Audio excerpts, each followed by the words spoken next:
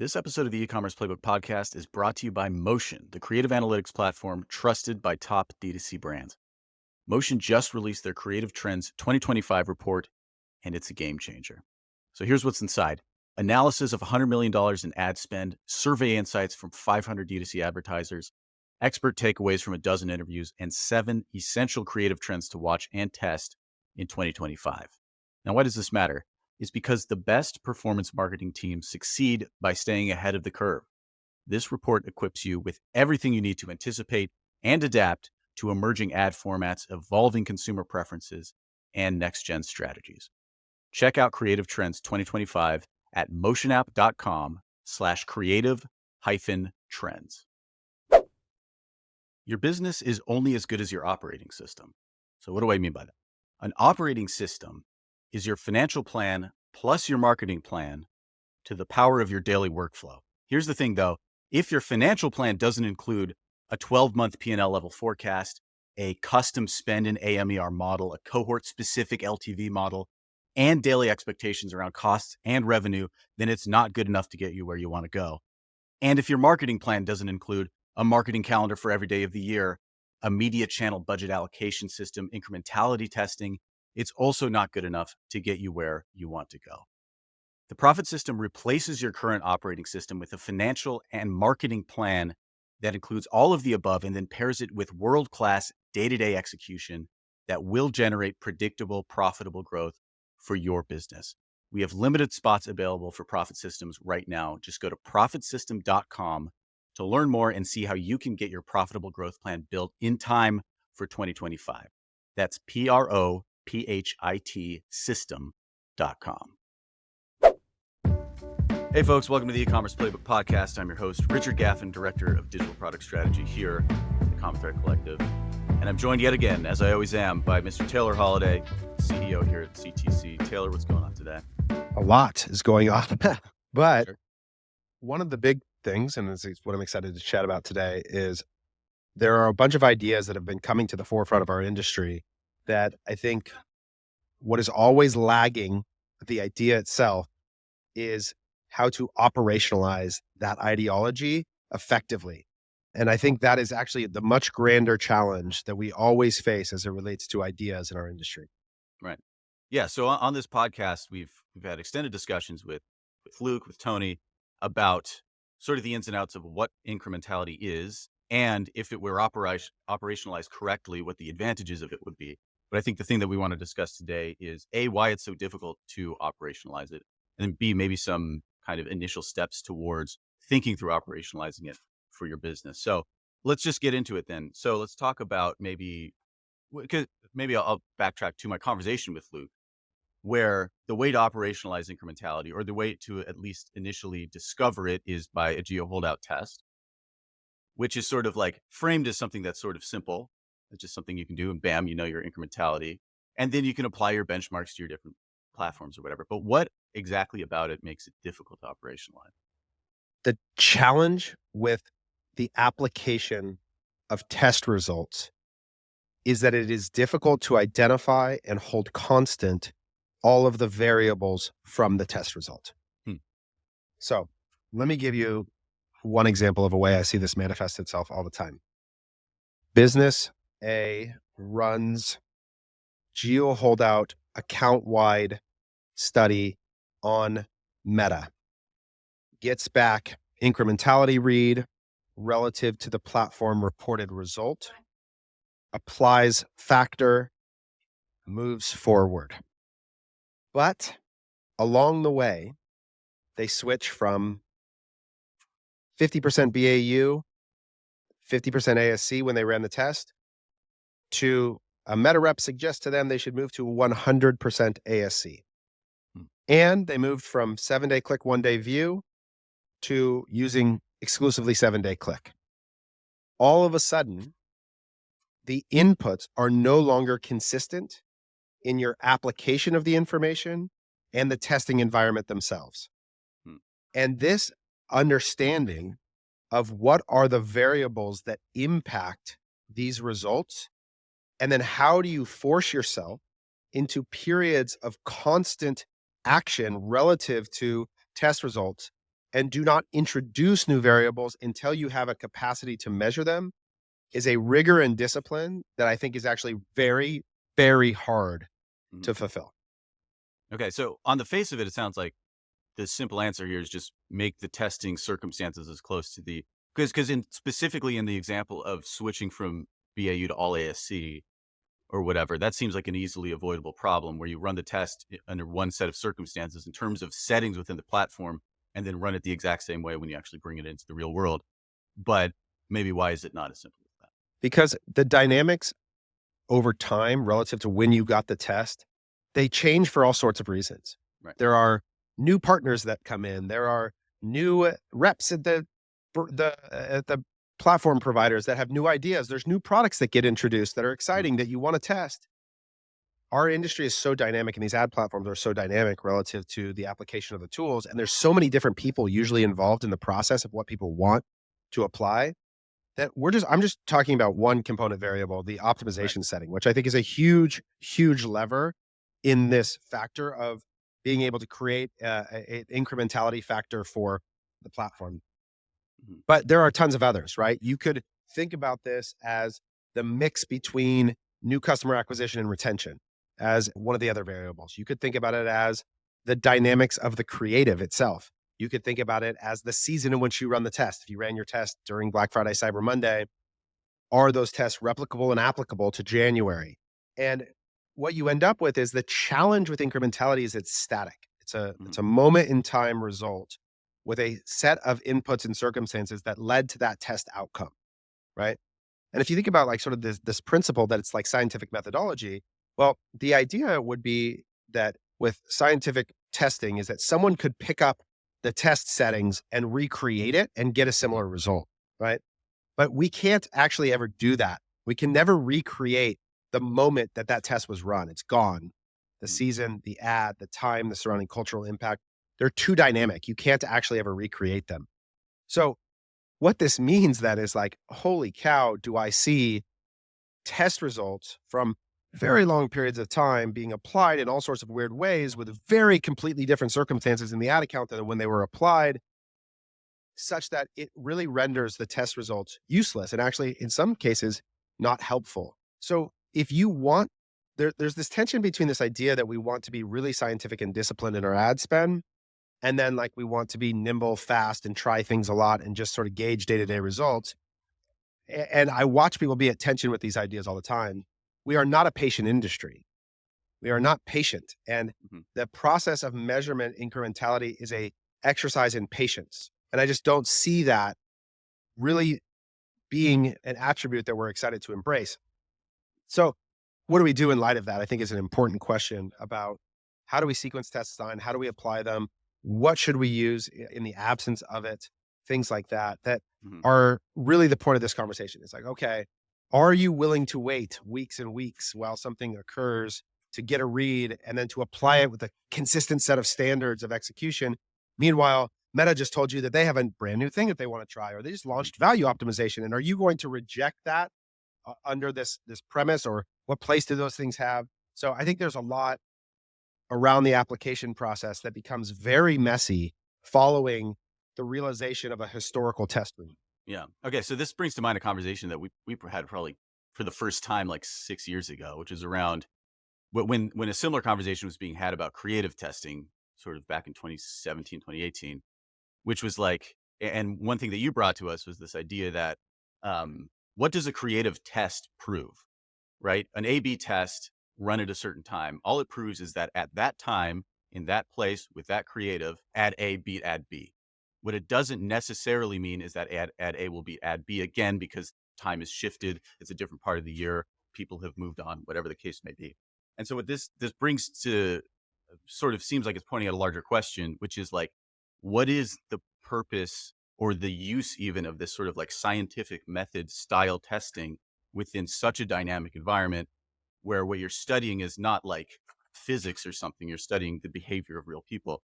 So I mean, this gets to the conversation I think we want to have about this specific thing, but like, talk to me about what do you think the use of testing is in this type of environment? Yeah, it's a really good question because the creative testing thing is a whole separate conundrum here. Part of what I think our role in this is that The advantage or the most knowledge is gained through being able to run lots and lots of tests and beginning to understand the dynamics that alter the outcomes and the ranges of possibilities, the levers that alter them, such that you can guide someone through a process of making the most impactful decisions for their business and then deciding then how to turn that into a system of day-to-day execution, all for the sake of the achievement of their business objective. And this is where I go back to the hierarchy of metrics that I've done a drawing video on before, against this idea that there are things that are definitively objectively true. And then things become less true as you move down the hierarchy of metrics and they become more directional indicators. They become and so the reliability of information and then therefore how much value we assign to it is it's wild. Like this is the hardest thing about being a service provider is that inside of every organization, the amount of weight that people place on different inputs is wildly variable. For some people, organizationally, post-purchase surveys are the most right thing. And then in another organization, last click GA is the most right thing. And all of those, I think, should be treated with way less rightness than the sequence moving from my bank account to contribution margin to my revenue to my AMER to like down the chain of objectivity Mhm. and still has to flow from that. But okay, what we're trying to do in light of that belief that we hold truth to move in this hierarchic manner from money in your bank account to revenue or to contribution margin to revenue to new customer revenue over ad spend, which is just we would call AMER as the efficiency metric. What I'm attempting to do is to determine a causal relationship between my advertising efforts and those outcomes. Okay, this is really important. I'm building a causal bridge, not a corollary bridge. Meaning, I'm not trying to determine that these things happen at the same time. I'm trying to determine that one caused the other. And what a geo holdout study does is it allows me to determine, again, in a historical period of time, that there was a causal relationship between those efforts.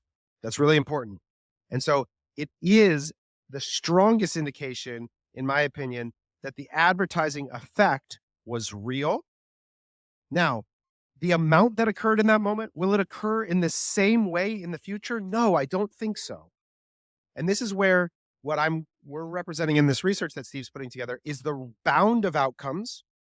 How variable are the outcomes in this channel across all the data sets is really important to determine, okay, if I'm here now, how much will this vary potentially in the future? And how do I have, what are the things that are true when it really under reports or over reports?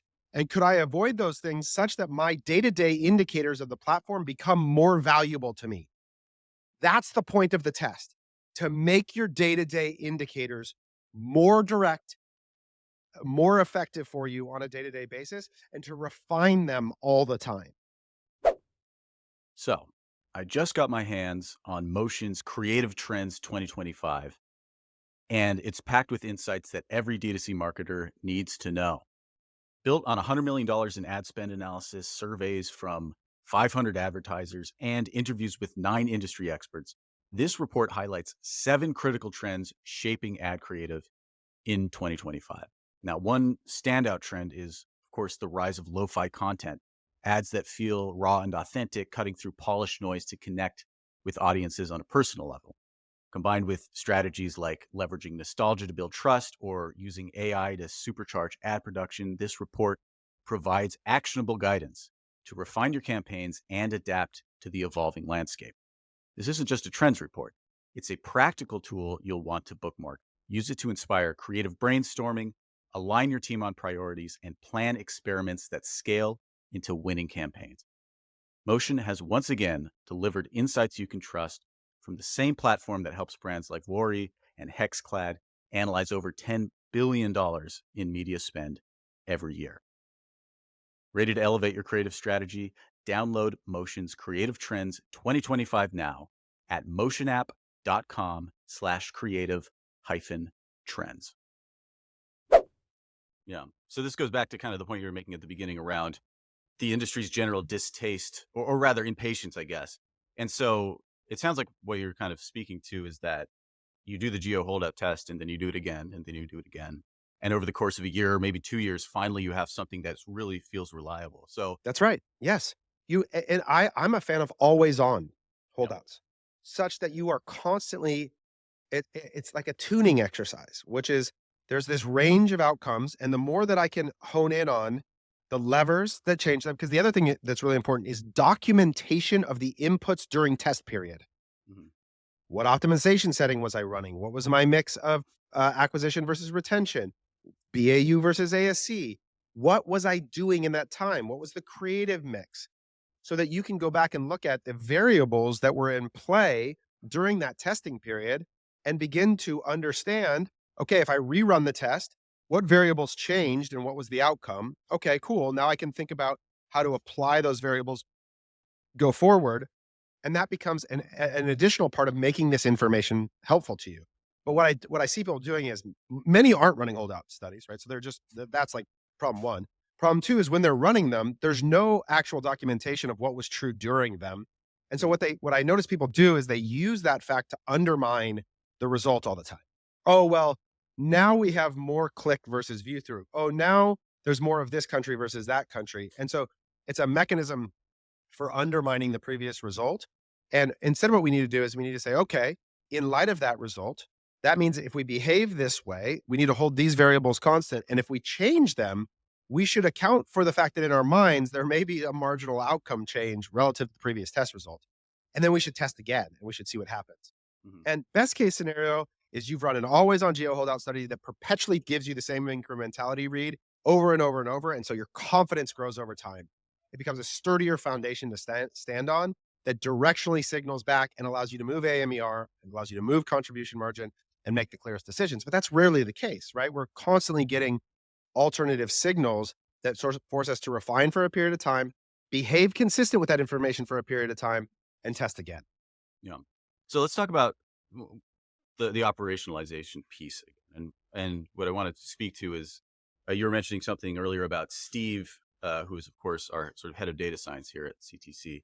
He's researching essentially the sequence, if I'm understanding this correctly, the sequence by which you want to test these variables. Is that correct? Maybe unpack a little bit about how he's thinking about or what he's Yeah. researching. So what Steve is doing, and this is I think a brilliant approach because I think when people think about the sequence of testing, they generally go like, "Where's most of my spend?" And then they go test that, then that, then that, unless it's a period, or they go like new channel, test that. And Mhm. what Steve did is he started gathering up all the test results that we have across all of our brands, and he started going, "Where's the widest range of outcomes?" Okay. So where do we see the test results show us that what we thought was true was most wrong by Mhm. the widest gap? So in other words, that to me represents the biggest potential business risk. Yeah. Now, there's a formula there that if you multiply the spend by the potential range, you can get to your potential over or under reporting. And in most cases, what I would say is that there are some channels for whom that's business transformative information. Yeah. If it's at the upper bound of the range, you're substantially underspending. If it's at the lower bound of the range, you're substantially overspending. And knowing that information is critical. So when we looked at that and we go through every channel, we go, okay, Facebook acquisition tests, Facebook retention tests, Google non-brand tests, TikTok, etc. What you see is that the widest band that we see right now is on Facebook acquisition. We see it run from like 70% incremental to like 140% incremental. And that is also tends to be with people's largest spend channel. Now that's a lot isolated to 7-day click. When we get into 7-day click, 1-day view, there's a whole different set of bounds and parameters. And a lot of accounts have mixed versions. So there's complexity in this.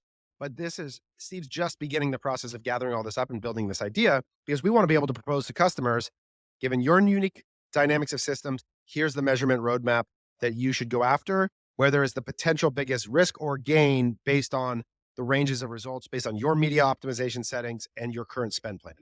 Mhm. So, okay, that's interesting. My guess was going to be that like the widest, I guess not necessarily the most business transformative, but the widest range would be in like branded search or something like that, where I feel like the numbers that would come Yeah, out of that are I like haven't seen 20%. Yeah, I haven't seen he hasn't gotten to I the see. I see aggregate what on you're that saying. number yet. So I'm saying We're still working right now. The largest in his results is Meta, but I agree. I think that's possible. I've seen cases where brand search is incremental above 100%. I've seen it at like zero, basically. Yeah. So I wouldn't be surprised if you're right there. Yeah. Fascinating. Okay. So I think like one kind of place I want to take this is like, given some of the issues. So you've laid out kind of two cases. One is like when we talk about how difficult it is to really get a clear actionable answer out of this type of test because of the way that the dynamics of the environment change. So we compare that to the fact that in some cases this is business transformative, particularly if you're overspending on a certain platform, let's say. I guess where I'm trying to get with this is like, what is, in light of all this, how useful or important is incrementality testing as a tactic? By which I mean is like Yeah. the results are by definition marginal, right? Yeah. Yeah. So for whom is this important? I think it's pretty universally important. I would try to get to a sequence, but only if, okay. And this is I'd say, let me take this back. A smaller business is going to struggle to apply this because the variables are too. It's really hard to hold elements constant, and the volumes of spend dictate slower learning. Like, it just means you learn too slow, and your system is too dynamic to really take effect of it. I think that it's really important for anybody spending significant amount of money in channels. It's really important for people expanding into channel diversification.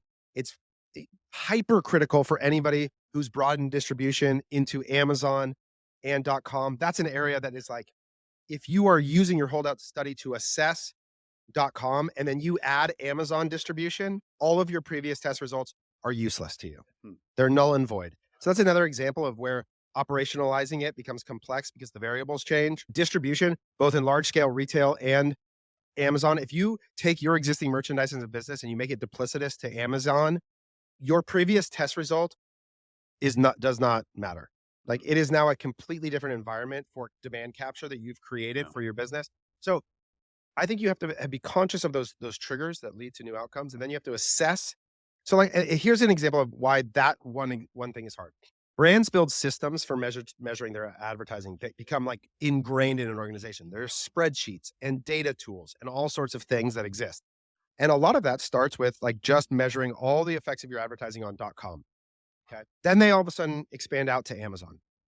Okay, so now over here, there's this whole revenue stream of Amazon revenue that usually exists separate from all of the reporting and systems related to .com.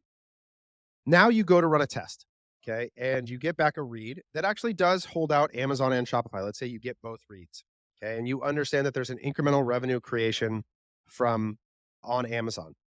But all of your ad reporting, AMER, etc., still only shows .com revenue and new customer revenue on .com. But your media buying team is now operationalizing an iROAS target that considers the impact on Amazon. If you don't also update your reporting every day such that your AMER is now a consideration of all new customer revenue across every point of distribution over ad spend, you will create internal conflict because your AMER on your .com will look too low and it will look like you're losing money. I see this happen all the time, and you'll pull back scale because the system didn't allow the Amazon revenue to show up in the view of impact. And even though the IROAS, I'm saying my IROAS is good, they're like, my AMER sucks. What are you talking about? And I've lived this reality. It's over and Yeah. over and over. And so you have to, as you introduce the measurement system and the test results, correspondingly impact then the reporting. So let's say you get to an IROAS measure. I promise you, like, every day, somebody is doing a report somewhere where they're showing ad performance that uses other metrics. You have to get rid of those. Like, you have to now say, no, all these reports that exist all over the organization showing channel level performance are now going to use this metric. Mhm. Because if you start to undermine that metric with, oh, but look what's happening on the platform ROAS, or Northbeam says this, or Triple Well says this, or post purchase surveys say this, you're going to end up in what I see, which is like the quagmire of ambiguity, where everything is wrong and right at the same time, depending on how you look at it.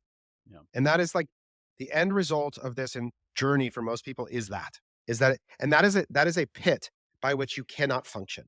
You Yeah. Yeah. can't actually make any decisions. Everybody's doing something different. One person will be like, things are good. And then someone will be like, things are terrible. And you're just like, I don't understand. What are you looking at? What am I looking at?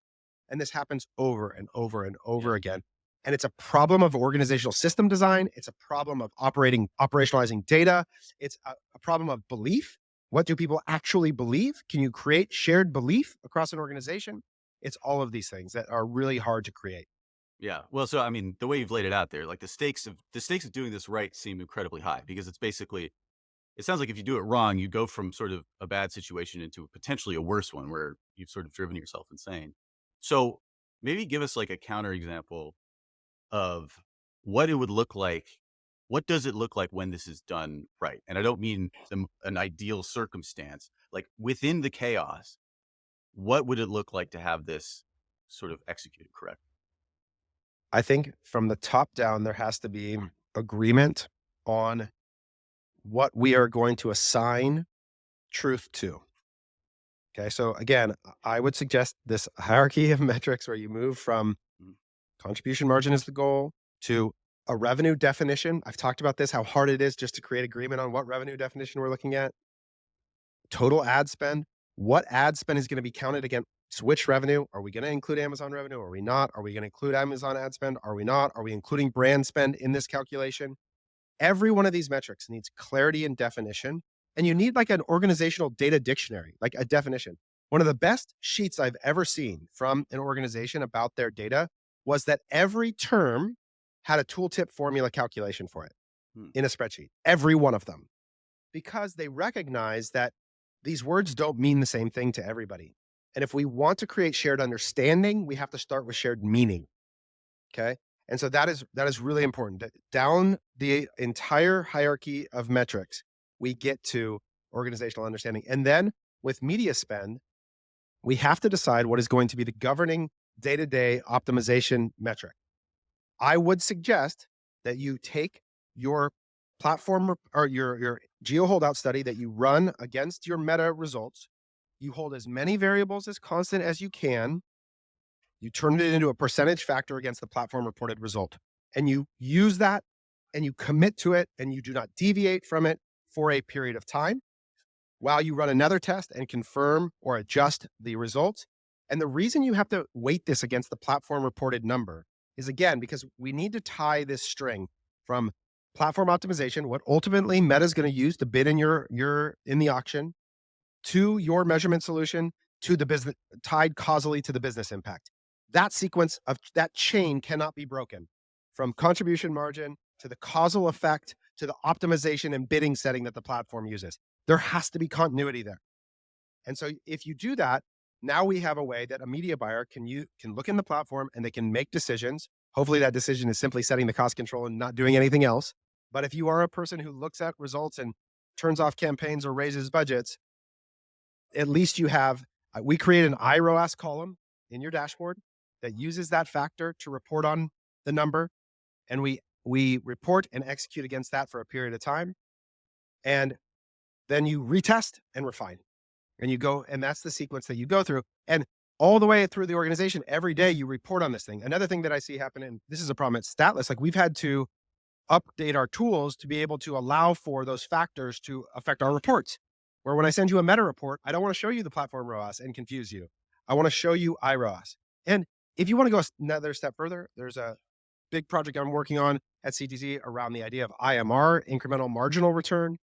It's just some people call it POAS, but it's like IPOAS, right? It's this idea of like actually showing and normalizing every ad channel to zero is a neutral return, meaning you made $0 on this order, to 10% would be a 10% return on investment on first order to negative, and it's actually the marginal return factor. So I think there's a measurement system that could go from not just revenue, but actual margin, but it's the incremental weighted factor against the platform reported number. Yeah. I mean, so it sounds like maybe the solution here is, hey, hire an agency and maybe hire CTC. I do think that like one of the things that like whenever creating organizational agreement is sort of one of the solutions, that's where bringing in an outside consultant essentially can be super super helpful because I think getting there on your own can be Well, really so really difficult, right? here's another thing I'll say out in the world is that I don't believe that these incrementality solutions will ever be self-serve platforms. Mhm. It'll never work that way. And they want to. They're framing themselves that way. That's their ambition. I don't believe it'll ever happen because of this reason is that the actual value proposition isn't the math. The math is a commodity. The value proposition is what I'm describing. It's the process and sequence of operationalizing the information for business impact. And it's actually why I think us as an agency or other agencies that are going to take this on, what they possess to sell and to offer is that process. It's that operationalizing of information for your effect. It is very hard to do on your own. You don't have an access to enough information, I don't think, to do it well. It's really hard. And you do. So what ends up happening is you turn House or Measured or a Work Magic into the service provider. And you ask them to create it for you based on their knowledge set, but they're also resistant to that. They don't want to do that, right? Because service business is a different labor profile, different cost structure, and there's downward pressure on the price of the commodity of running a test. But what the customer actually wants is this high touch service to help them design and operationalize the information. I watch it all the time. People get a test result. Okay, what do I do? What does this mean? There's nobody they can just receive a report output and instantaneously make it efficacious inside of like their business. It can't happen. This isn't. It's not a self-serve software in that way. So I think this is a huge piece of the problem. That's right. All right. Well, if you want to talk to an agency that is building the system for you, you can go ahead. You know where to find us, commonthreadco.com. Hit that hire us button. We would love to chat. Taylor, anything else you want to hit on this subject? No, I'm gonna keep hammering this a lot publicly because I think that it's become in a good way like accepted. Like incrementality has become accepted as a Yeah. practice. But that is having a test result and just being able to go, oh, I did a thing in a period of time, just like the creative A/B testing thing, is not an application or a set of fundamental organizational processes that actually make that information make your business better. There's a long gap between having the sheet of paper and being able to execute it, right? I think about it like it's right now. I'm a little league coach, right? And my friends at Driveline do all this amazing research about bat speed and launch angle and attack angle of your bat. And they like have proven that increasing bat speed and certain attack angles are better for hitters. And it's like Kyle Bodie there, he uses this phrase, which I like a lot, which is like, he's like, it's a solved problem. It's, we are right about this. Mm. And I have that information. I have it. Like I can hold it and look at it. But that does not mean that all of a sudden, all of the athletes on my team can make their bat speed better with just because I possess that information. There's a giant bridge between me now turning that into a practice modality with a measurement system, refinement, checking in on the emotional status of all these kids, getting them to focus, repeat the activities consistently to produce the thing I know to be true. Mhm. And it feels that way with incrementality, which is that holding the test result is just like holding the data that says bat speed's better. I now have to turn that into an action that actually allows my organization to be more effective and generate the better result. And that is the real problem. That's right. I mean, it seems like a good opportunity for a David Ogilvy quote, our favorite, which is that most advertisers use data the way a drunk uses a lamppost, for support and not for illumination, which I think is definitely the case. There you go. All right. Folks. Well, go forth and operationalize this information, folks. That's right. Okay, folks, we'll speak to you next week. Take care.